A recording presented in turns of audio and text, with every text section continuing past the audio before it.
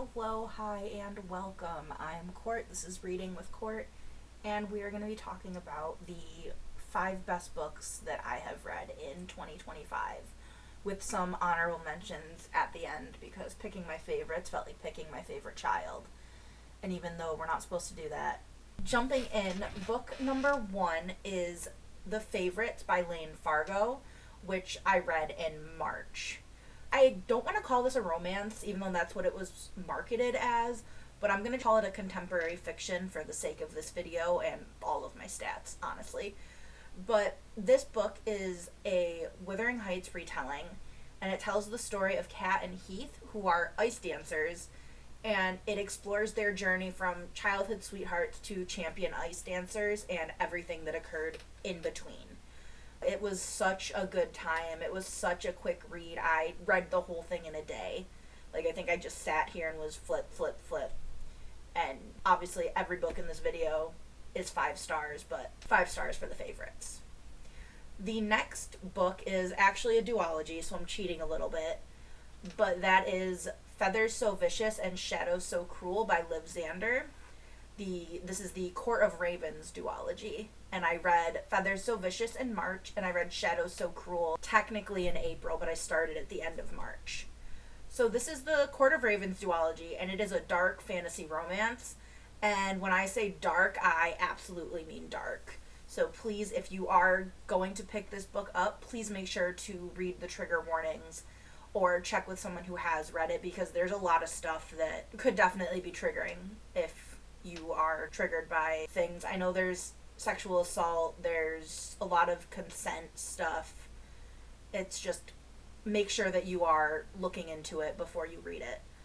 But this is the story of Galantia, Malir, and Sebian, and the ties and connections between them.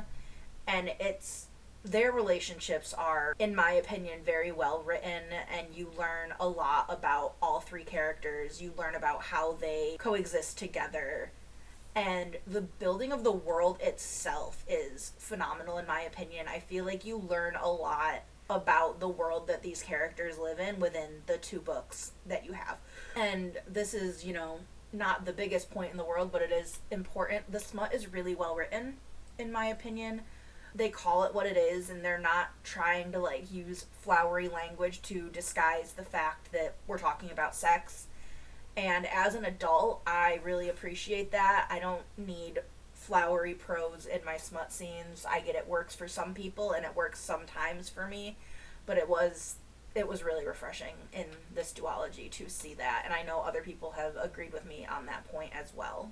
Book number 3 is Quicksilver by Callie Hart, which I did read in April. This is a romantasy, and it's about Kingfisher and Saris. First and foremost, Kingfisher is book boyfriend material because I have a thing for fictional men who are mean.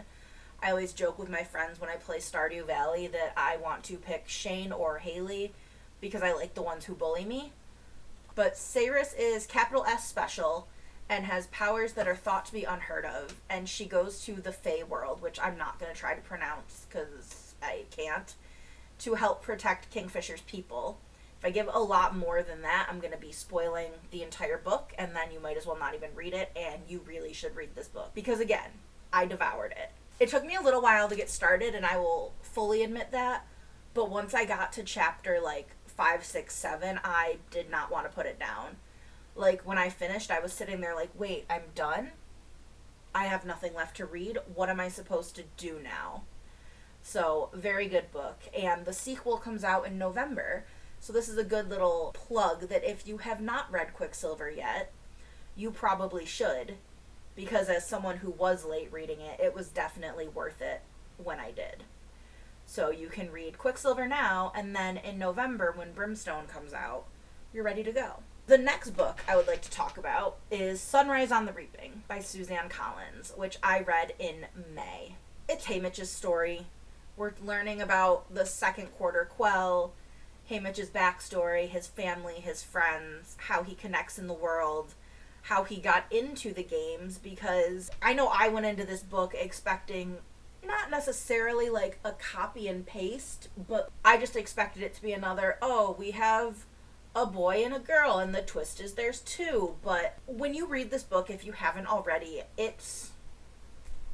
you need to read it, especially if you liked the original trilogy, and especially if you, like me, had Catching Fire as your favorite book, because this shows how Haymitch became such an integral piece in the games. And there's also a lot of cameos, which are really cool to see. Like, you see characters from the original trilogy that you don't even expect, and it's just really cool to see how a lot of these characters were when they were younger and when they were, teenagers or young adults or whatever they end up being. And of the entire series, this is possibly my favorite of the 5. I'm only saying that hesitantly because this could very easily be new book syndrome. It's the shiny new toy. It's a very, very good book, though. But, I wrote in my little notes here, ask me again in a year if this is still my favorite. But I feel like it really has potential to fill that spot of being my favorite book of the series. And I hope we get more. There's so many characters that I would love to hear their story. My big one that I want to hear the story of is Finnick, because there's so much to explore there. And I think it would be nice to see something not having to do with District 12.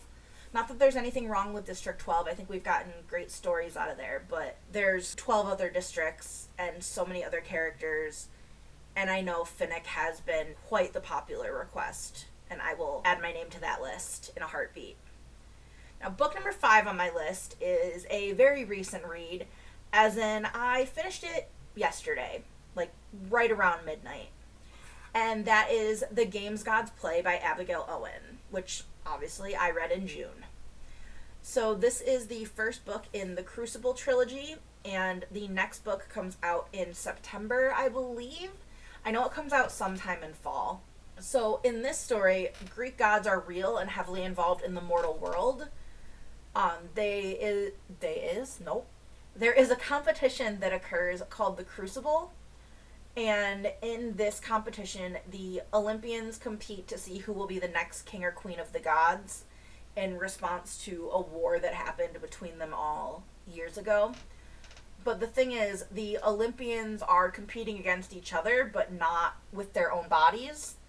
They each choose a mortal champion from somewhere in the world to compete on their behalf.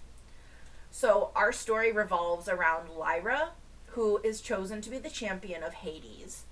Now, this could just be one little piece in the games. However, Hades has not competed in the Crucible before.